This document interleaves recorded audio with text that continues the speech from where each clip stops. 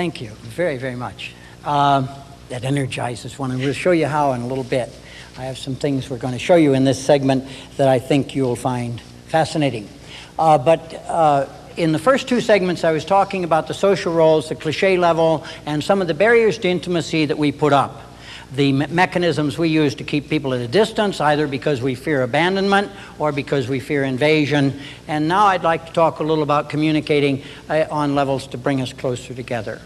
Of course, some of those methods are to lower the very barriers. Once we become aware, in any situation, once we become aware of the barriers we are raising, then we can counteract them. You see, in any relational situation, I am a good chunk of the equation. I am 50% of that equation. But I am 100% of the equation that I have any control over. So that if I'm talking here and people are making funny faces, they're going, "Oh my God." You know, those of you who've seen the coping series know that I might not know what I'm doing that's causing those reactions. And then if you say, "Barbeau, your fly is open," that's called the dawn of awareness, see? And the moment you've said that, I get to respond to that, because now I know how in this relationship I'm causing some people to go, "Oh, that poor man." Other people go, "Oh, God, I'm so embarrassed for him." And other people have their private hopes, and others with their secret dreads. But the moment you say that, I get to make choices about my new response. What do I want to do? Run from the stage screaming and say I'll never speak in public again? Do I want to pretend to drop the chalk and zip up down there, or waddle to the blackboard and do it here? Or, you know, or I could do what I did when it happened. Yeah, in a nursery school once, I was talking to all these parents, 100 parents, they're sitting on little nursery school chairs, and I went over looking for an insight, and I looked down, and I noticed my fly was open, and I said, "Well, will you look at that?" And 99 people who hadn't been looking looked. But at any rate, so I boldly reached down to zip it up, and the zipper was already at the top. It had opened from the bottom. So I said, "If you'll ignore it, I'll ignore it, and we'll get on with this." And that's what we did.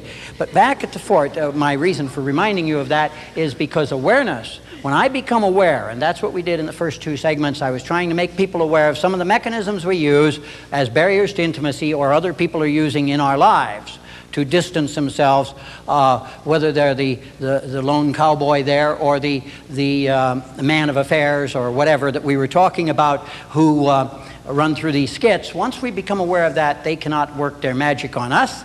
And two, we become aware of what we're doing, we can begin to lower those barriers, okay? Because once we become aware, we have choices. We get to look at our options and decide what we want to do about that. And that's in regard to ourselves. Now, let's go on to communication. Communication means becoming one with. And if intimacy involves my sharing on an inmost level, my sharing the private me with the private you, getting in touch with your soul, getting in touch with your deepest feelings, and sharing those, then we have to begin by talking about one of the things most people think they share with is words. Now, I'm a word monger. I did a novel on Dante Alighieri that is waiting publication. It has over 300,000 words in it. They're not all different. Some of them, a lot of thes and ands and things, but it has over 300,000 words in it. That's a lot of words. So I'm a word monger. The English language contains somewhere between 550 and 600,000 words. That's how many it contains. Okay, give or take a few. And every profession has its own jargon, you know. Okay? Some people, like Bill Buckley, whom I mentioned because you've seen him on TV, has a vocabulary that has 2,000 words. Okay? He and Gore Vidal, people like that, who were overeducated at Yale, they throw around this many words. There are certain institutions in this country that keep educating people beyond their mental abilities. Okay.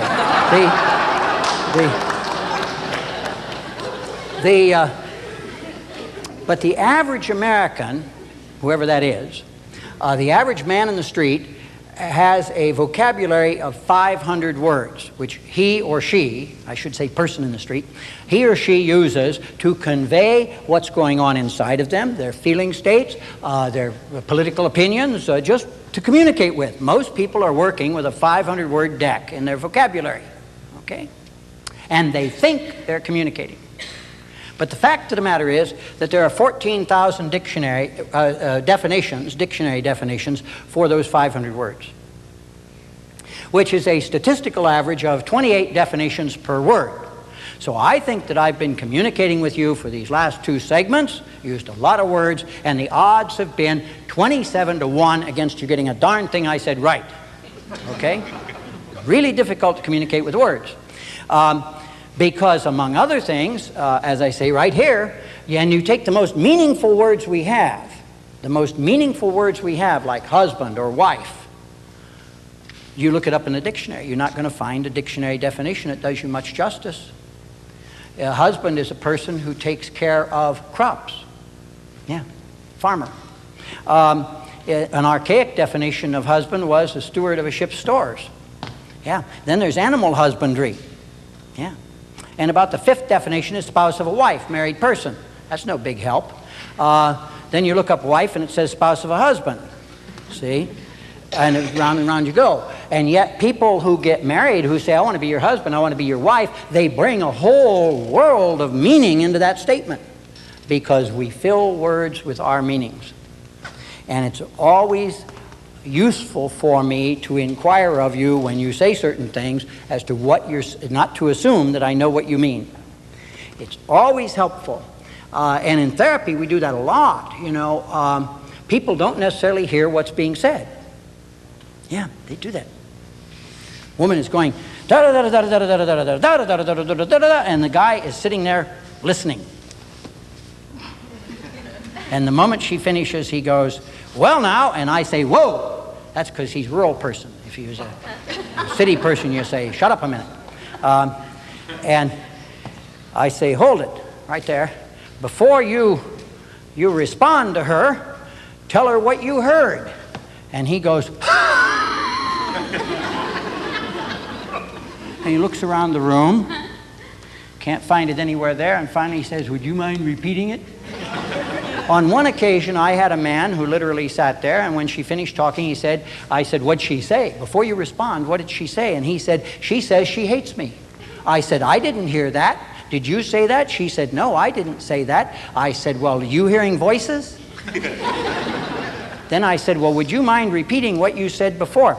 And so she repeated it as carefully as she could and as succinctly as she could. And when she finished, I said, what did she say? And he says she hates me. And she didn't say it. We went through that 5 times. And he was projecting upon her his own feelings, you see, and not hearing a word she said because he wanted to hear what he wanted to hear. It is not surprising to me that he never returned, because he wasn't about to hear anything. He wasn't there to hear anything. He was there to force his opinion on us. But there are other ways we communicate. So words are it's useful to understand that it's useful, especially in meaningful communication with one another, to check out whether our meanings are anywhere near approximate. See, this is why so many people commit matrimony and then regret it. I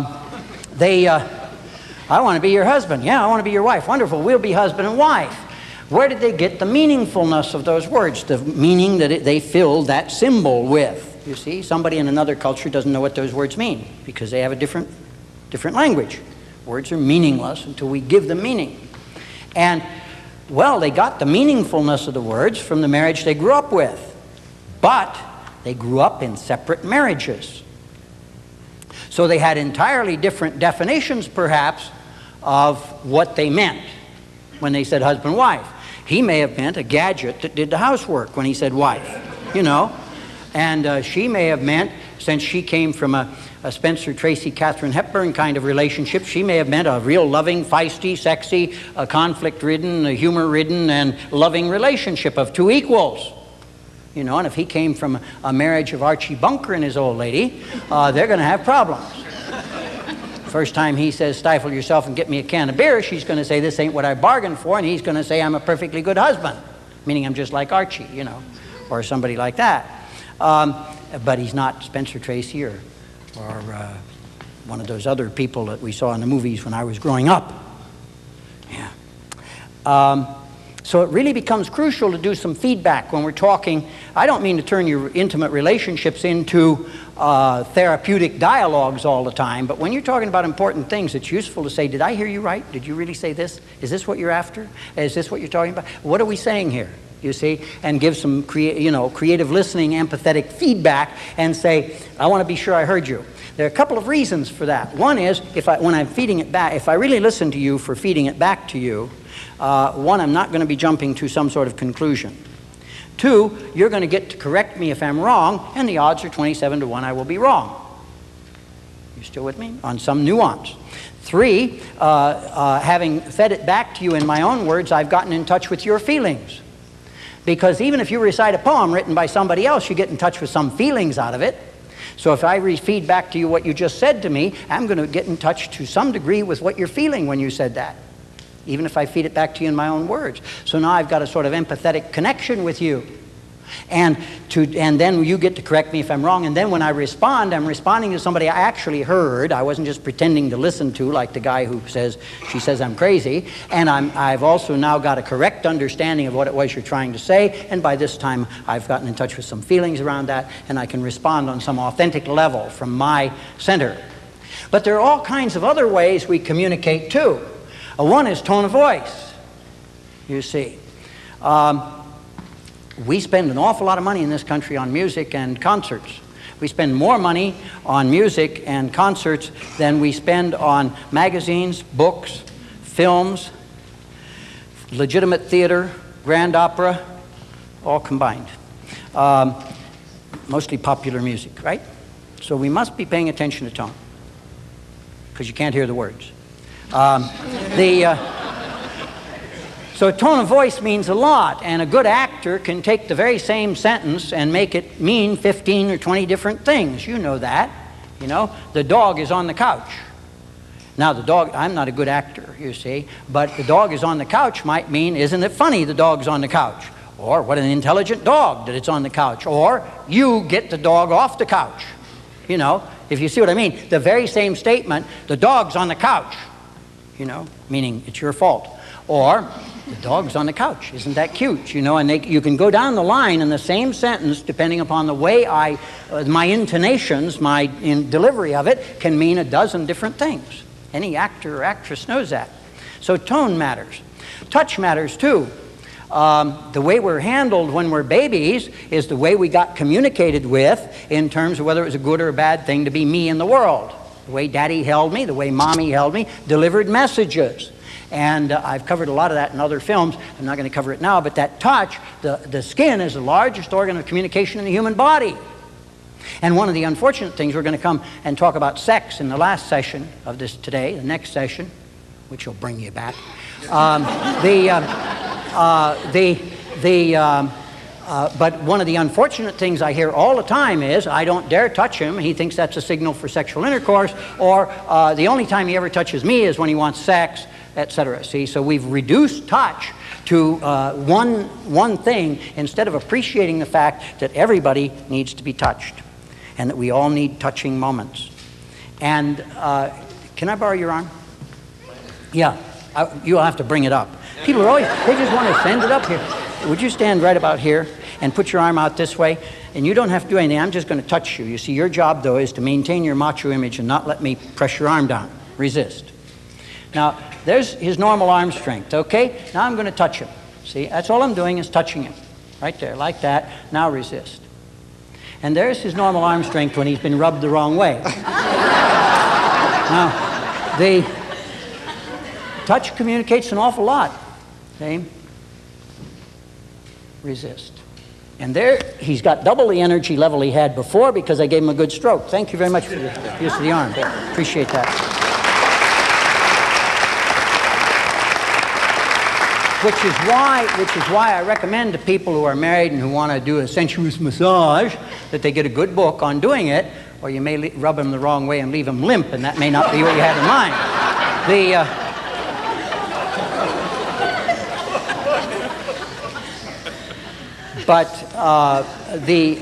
I'm not kidding. You know, we just showed you. Yeah, we just showed you. The point I'm making, though, is a big difference in the way, if I touch you like this, that's called an uppercut. See, if I do this, that's something different. If I pat you on the back, that's encouraging. If I pound you, or hit you, why, that's a different matter. Those are all ways of touching. Touching is a very great communications medium, and it's one reason why see, when I was 19, I had the good fortune to be in France. I was bicycling in France. In many cases, I was the first American to open the youth hostels in France. The last American they had seen was a GI coming over the hill, I mean that, literally. And one of the things I learned at 19 in France was not to be afraid of men hugging one another, of not to be afraid of touching people, because everybody did it. All the Frenchmen I knew, and that 6 months I lived in France, they hugged one another hello, they hugged one another goodbye, and when I left, a lot of men kissed me goodbye. Not on the lips, necessarily, but, they give you the old French bus on the cheeks there. I learned to overcome that. Well, that fear most Anglos had of, oh my, and made everything sexual. See, that's terribly unfortunate that we did that in those days. But fortunately, a lot of people have overcome that, and so we have fewer people dying of skin starvation than we used to have. Okay. But touch matters a lot, and tone matters, and the space between. Of course I love you, he shouts across 15 feet of kitchen floor.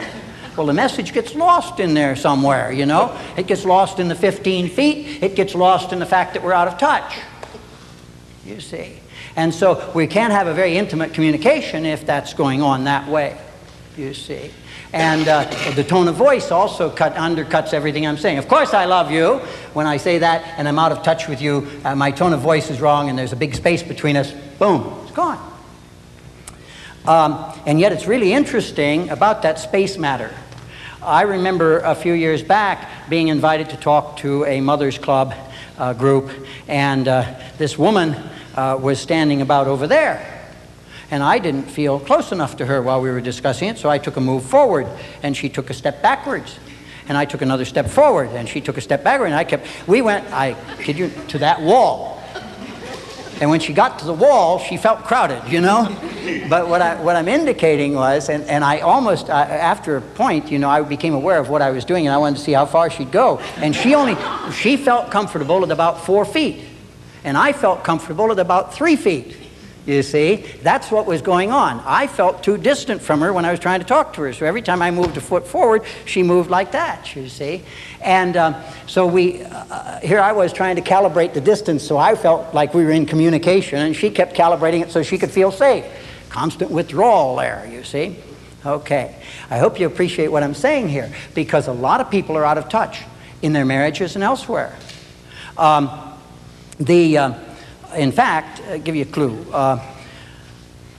Had a woman come in and she was protesting that her husband, who was a very macho truck driver, that they didn't make love enough. See? Well, he was tired all the time. He worked hard. Yeah. And I turned to her and I said, well, what would you want to make love with this lunk for? She said, well, all the normal reasons. I said, what are the normal reasons? Well, it feels good. I said, with him? He's tired all the time, So, she said, well, I said, come on, what do you get out of it? Oh, the normal things. I said, there are no normal things. Everybody's different about what they get out of this. We'll talk about that later, too. And some people don't get anything out of it. Yeah. They're just doing it to perform. I kept drilling at her to find out what it was. This guy, he was rather, he was too tired from running that rig all the time, and he always had excuses to not make love, see? And but the thing was, I finally got her. I said, what do you get out of it that you should want it more often than he does? See? And she finally said, it's the only time he holds me. It's the only time he says nice things to me. It's the only time he tells me he loves me. It's the only time we cuddle. So I turned to him and I said, see, it's wonderful that you came to me and spent all this good money on me, because I'm going to save you. All you have to do is give her a hug goodbye in the morning and a kiss. See, and a hug hello when you come home and a kiss. See, and we've just spared you all this exertion. Well,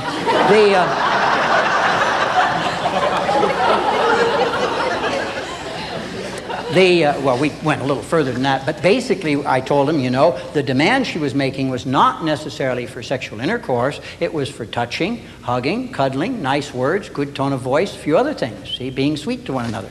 You understand what I'm saying? So many people put touching all in one basket, if you will. Okay? And the strengthening effect of touching, which I just showed you, is very powerful. And so communicating through hand-holding, hugging, and so on and so forth becomes very, very important. Whether we're talking about husband and wife, whether we're talking about people who are lovers, whether we're talking about parent and child, not enough parents hug their kids. I go around encouraging kids to hug their parents. See, I say, your parents don't know how to hug you, so go hug them. You know, they didn't learn it. They're a little scared. So I say, you feel like you need a hug, go hug them. And also be sure and tell your parents that you love them, because they worry a lot about that. Parents do. Yeah. I just talked to 1,000 kids in I've got to remember where, Binghamton and New York. And I told them they've got to pat their parents on the head every so often and say, you're doing a good job. Or their parents won't continue to do it. Okay. Because parents worry a lot about being good parents, see? But at any rate, I was trying to hit them on being intimate with their parents too. By the way, that very evening I said, how many of you have gone up to your mother and said, Mom, how did you feel when you first learned you were pregnant with me? There's a personal question. That puts it on a meaningful level. How'd you know you were first in love with Dad? You know, yeah. More kids did that, we'd have more humanism going on in the homes. A little more realization that Mom and Dad were persons, not functional objects relating in a social role to me as kid. Back to what we were saying this morning in the earlier sessions about functional roles. A lot of parents and children are not intimate. Here they've raised, you know, one set of them has raised the other set, changed their diapers and everything else, and they don't know one another. Because why? Because they've related as parent to child. That's a social role. And so the kids have never asked, you know, what about this, what about that? And the parents have never bothered to say, and they haven't asked the kids too much because they're afraid of what they'll learn. And, you know, they get scared of that. See? They just hope the kid won't raise a sex question. Or as one 12-year-old said in the Midwest recently, I don't dare ask my mother about sex, she'd die. She doesn't know anything about it.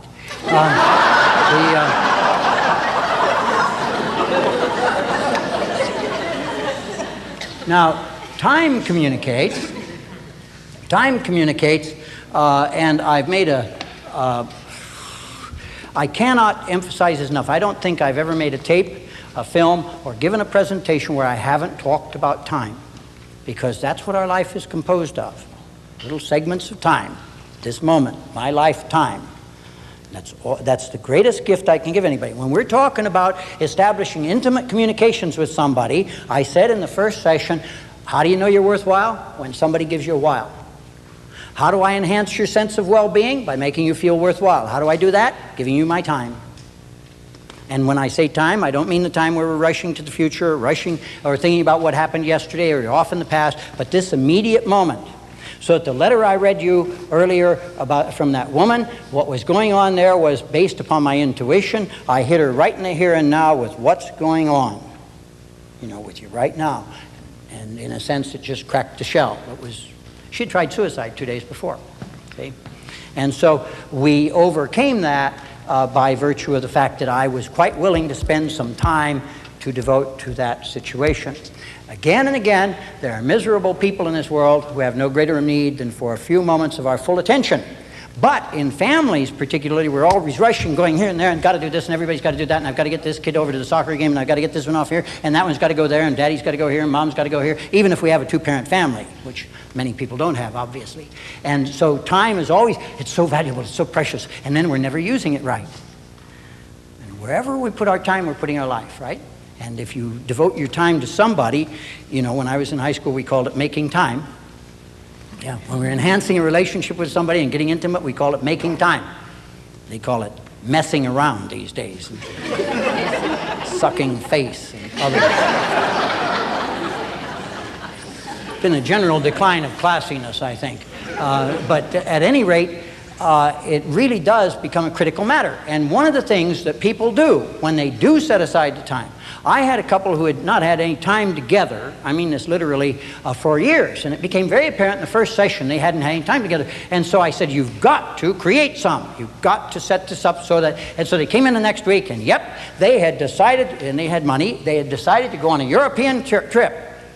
I said, okay, yeah, we're going with these friends of ours who, see? Again and again, people who do decide to create time, what do? Yeah, let's go to the cabin. Oh, yeah, up at the lake. Yeah, we'll go to the cabin up at the lake. Let's take the Joneses. Well, let's go to dinner this Thursday evening. I've got time and you're free this Thursday evening. Let's go to dinner this Thursday evening. Right, we'll take the Smiths. One of the most common sights I see all across the country. I'll be coming in from the airport some evening, you see, and they're driving me into the hotel or something, and it'll be a Friday night, because very often I hold seminars on Saturday or Sunday. It'll be Friday night, right? And you'll see this vehicle, this car, and there are 2 men in the front seat, and there are 2 women in the back seat. See? They've gotten some time alone together. And boy, they're terrified of being alone together. They might get intimate. Whereas if the 2 guys, well, let's go to dinner. Wonderful. We'll invite the Smiths. And then the 2 women can sit in the back seat, 2 men in the front seat, and we never have to dialogue about anything that matters that evening. We're back to cliches, we're back to social roles, and we never get to meet one another. And these are the same people who say, well, we haven't found any time to be alone together since Junior was born. Junior's getting his PhD at this institution, see? Or Jane, whoever. And they create it that way because of the fear that if we sit across the table from one another, and I don't advise you sit across the table from him, sit right beside him. If you sit across the table, it's too confrontational and you can't do what you're doing, see? Okay? I like what you're doing. That if they actually sit across the table from one another, what's going to happen is they won't have anything to say. Or something else might come up, Yeah. And so this avoidance of intimacy, that's another one of the barriers people place, instead of creating time for one another. But this becomes the crucial thing. I even mean just time hanging out. I don't mean you have to talk. Silence is golden. I mean time just browsing in an antique store, if that's what you like doing, or laying on a beach, or taking a walk in the park, or you name it, but just time, shared time. Because when we talk about creating a relationship, we're talking about... See, there was a time when people thought that there were 2 halves to a... Well, we've used marriage as our paradigm here. That this was him, and this was her, and he would say, this is my better half. Like it took 2 of them to make a whole one. See? Not true. And then when these people got together in the contractual marriage, they functioned like 2 gears. You're going to do this and I'm going to do that, and that's how we survive relationship. But if you're really talking about intimacy, especially in terms of a marriage, you're talking about 2 people who are not 2 halves making a whole, or even 2 people who are doing functionally different things so that they survive, as on the farm family of 100 years ago, but 2 people who are encouraging one another to be all that they can be, even as she, let's say, her independent activities in her career or her outside activities that he doesn't share in, those are part of the adventures she brings back here to create this intimate bond. And even as the things that he does out here are what he brings back. And at the same time, each is encouraged to be to be more out there, to be who they are. They're affirmed in their uniqueness. Everybody's unique, and the awful thing that goes on is everybody tries to be like everybody else. The only thing the saints have in common is how uncommon they are. They're all different. Think about it. We've had big, fat saints like Tommy Aquinas. He was a Dumbo. He was an elephant. He was big. Dante has Tommy Aquinas dancing on tiptoe around the skinniest saint of them all, Frank of Assisi. And everybody in the Middle Ages knew that that was a funny sight. Because, this guy was so big, and everybody knew that, dancing around this little maypole of a fellow. So we've had fat ones, and we've had skinny ones. We've had brilliant ones, like St. Augustine, who couldn't have done so much damage if he hadn't been a genius. And we've had stupid ones, real dumb ones. We've had saints who've eaten out of garbage cans, and 17th century French gentlemen who've been made canonized, you see, and so on. They're all unique. The only thing they have in common is they are ising away with their own style. And we're all called to is away with our own style. I said we've had dumb saints. The dumbest saint, there was this real stupid guy. He was so stupid he couldn't get in the seminary. And that's pretty dumb. The rector wasn't going to let him in. It's true. And what happened was he went to the bishop, and the bishop said, well, he's got zeal. I think he really has a vocation, and let him in. So the rector let him in. He wasn't happy about this because the guy was so dumb. And you know what he did? It turned out a few weeks later he came back and he said, this guy's so stupid he can't learn Latin. He's got a block, he can't learn Latin.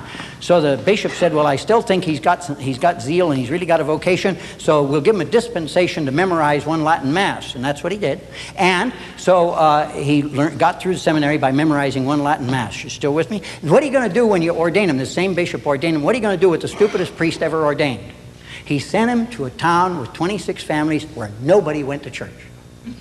You can't do any damage there, right? Within a year or 2 years, people were flocking up there. 100,000, 200,000 people a year to go to confession to this man and seek spiritual direction from him. He said if God could have found a more useless instrument, he would have used him in order to show forth his great glory. Yeah. And the church, with this wonderful sense of humor it has, made the stupidest saint in the history of the church patron saint of pastors. The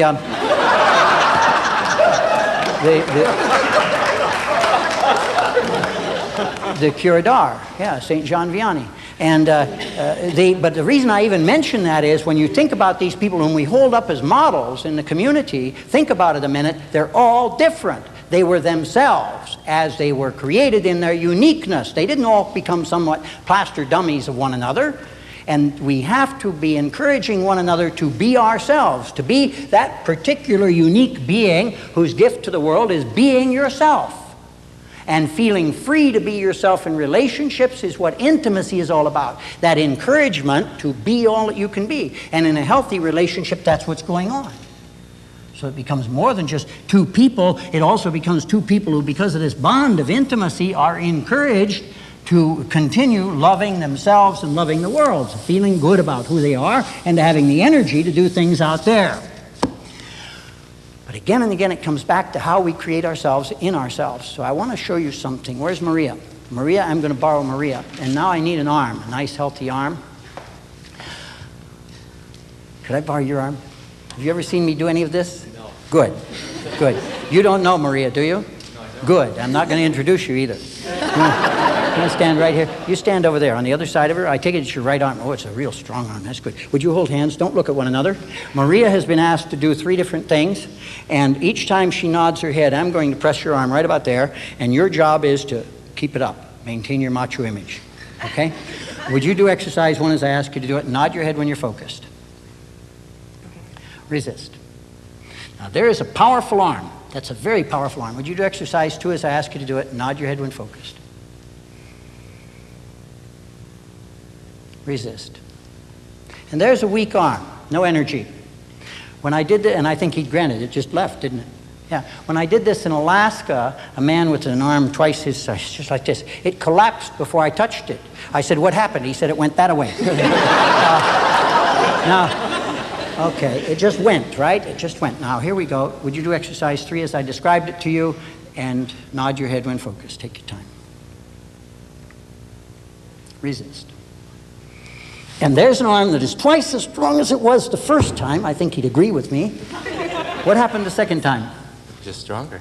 No, the second time. This last time it just was went. It just went. That's right. It just went. And the first time it was normal strength.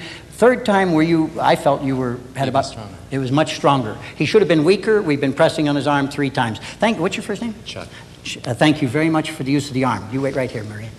Now, I asked Maria before, I haven't met him before, and neither did she, and I asked Maria before if she was willing to do this. She said yes. She deserves a lot of credit in a minute. I want you to applaud her for the credit. But what did I ask you to do on number 1? To be myself. She was just to be normal the way she is today, and I chose her because she was of a high energy, good space, a lot of strong vibrations coming from her. What was number 2? To think a sad thought. She had a single sad thought. This man she didn't know lost his physical strength because this strange person, this woman he didn't know,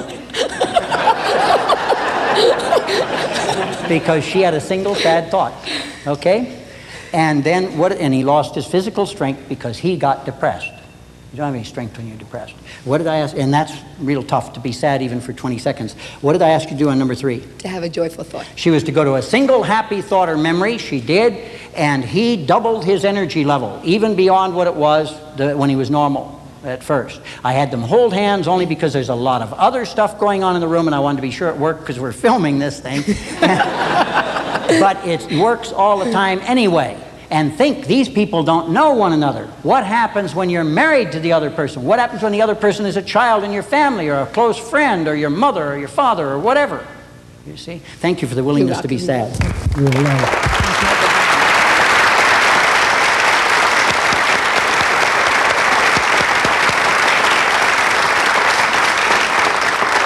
And that's why it becomes really crucial that we be in touch with ourselves and maintain our own balance and feel good about ourselves so that when we give ourselves to other people, even in the most casual encounter, we're having that impact.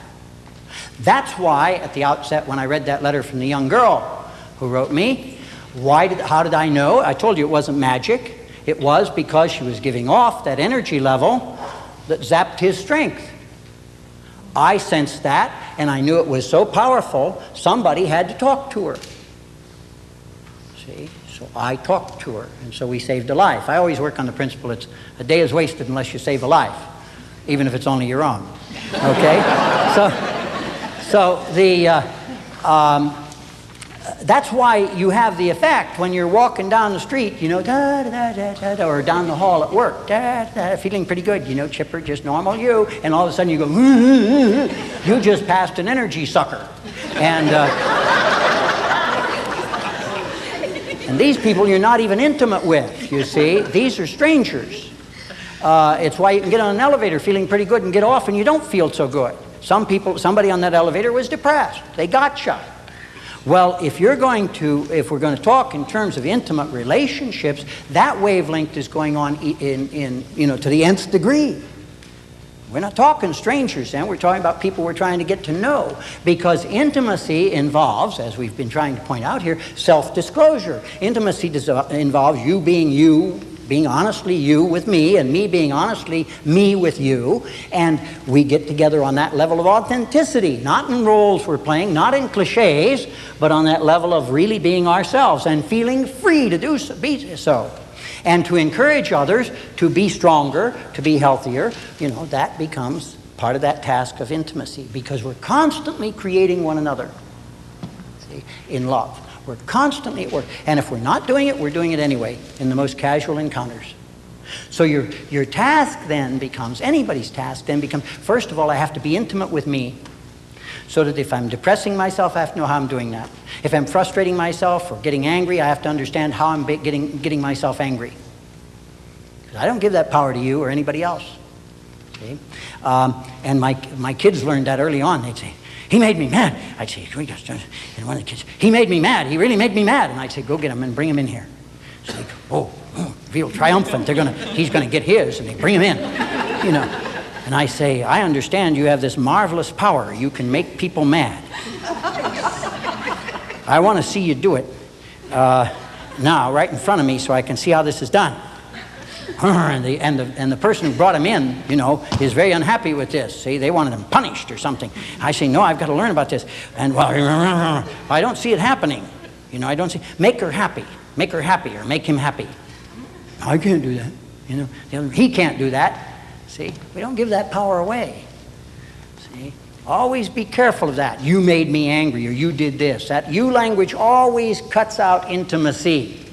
Even if you're doing things that are a disappointment to me, if you're doing things that have caused me to feel upset, I still have to get in touch with myself and say, why or where does that upset in me come from? You're free to be you. I'll give you a clue on this. In terms of intimacy and in terms of roles and all the rest. One time, some years back, when all 8 of the kids were at home, I said at the break I had 8 kids, so I would have at least 6 pallbearers. Barbeau's breed your own friends policy.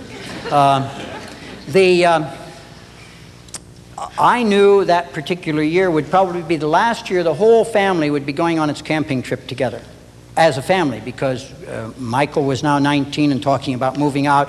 Amy was graduating from high school, and she'd probably be moving to her grandmother. The family was beginning to move out. Yeah.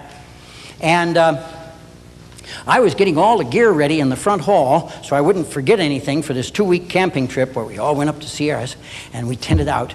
And I was getting all this stuff ready, and it was about 11:30, and I had this vision of how it was going to be, the perfect camping trip. The first time in my marital life I was going to have sufficient money so if somebody lost a fishing rod, we'd buy a new one, you know, that sort of thing. Yeah, real luxury, you know. We had times when we arrived back in San Francisco hoping we had enough money to pay the bridge toll, you know. I mean that. We were always living that close to the margin. But this year, this was going to be it. Everybody's going to have a perfect vacation. I had this image of the perfect vacation projected onto the screen of the future. And my son Michael came in and I said, Michael, bring up your sleeping bag and any gear you're taking on the camping trip. I want it out here so I can pack the car first thing in the morning. See? Station wagon, first thing in the morning, get all that stuff in, and I want it all here so I know what I'm dealing with, because it was an art to packing that car and getting 10 people in it. It wasn't a van, it was just a station wagon. So what happened? What happened was, Michael walked in, my oldest, and he said, I said, do that, and he said, I'm not going.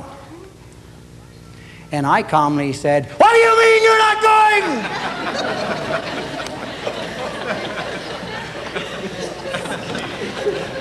And the two of us began screaming at one another, and this went on for about 10 minutes. I mean 10 minutes. We probably woke everybody in the neighborhood.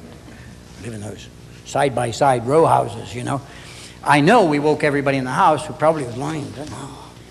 And I'm not given to that kind of explosion these days, and I wasn't even given to it that much in those days, but I was going berserk, and he was too.